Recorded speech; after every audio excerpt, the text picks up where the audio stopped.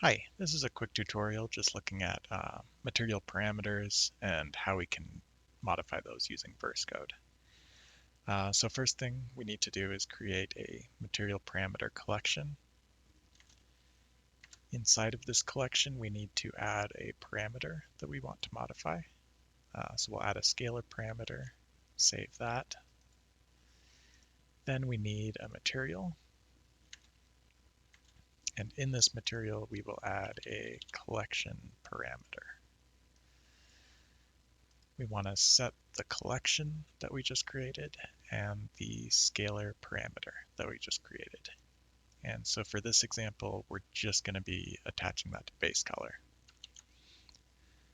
Okay, so from there, unfortunately, we aren't able to modify these parameters directly via verse. We have to go through a sequence device. And so in order to do that, we need to create a level sequence. And if we go to modify this, we can add our parameter collection and then the scalar parameter in that collection. That defaults to 0 at the 0 frame. So if we go to the frame 150, we can set that to 1, and then we'll get a nice linear interpolation from 0 to 1 across the 150 frames of our sequence.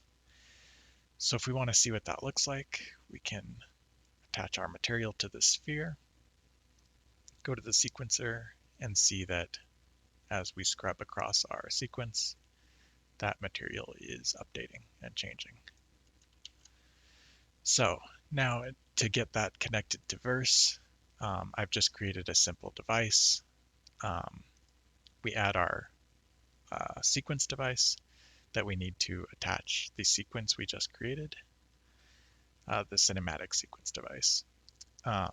Then we also create a button that will let us update this material in-game. So if we go look at the verse code, I've just created or attached a button and a cinematic sequence device. And then when we begin, we look for when the button is pressed, and then we also need to initialize the sequence. So to do that, I just hit play and pause immediately, and that just initializes it. Otherwise, when we try to set the playback frame, it's not initialized and it won't be able to set that frame. So then we create our on button press event, and in that we're just setting the playback frame to a random value between 0 and 150. And of course, you can set the playback frame to whatever you want. If you have multiple keyframes, you could jump between those keyframes. But in our case, we're just jumping to a random value. So that'll essentially every time we press the button, we should get a random shade of gray between totally white and totally black. So let's go see, push our changes.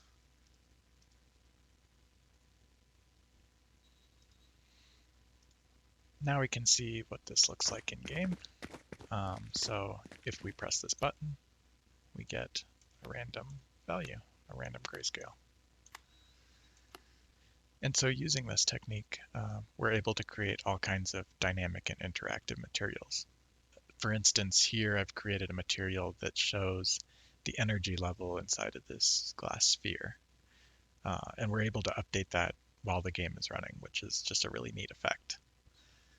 So if you have any questions about anything I covered in this video, please leave me a comment and I'll do my best to answer. And thanks for watching.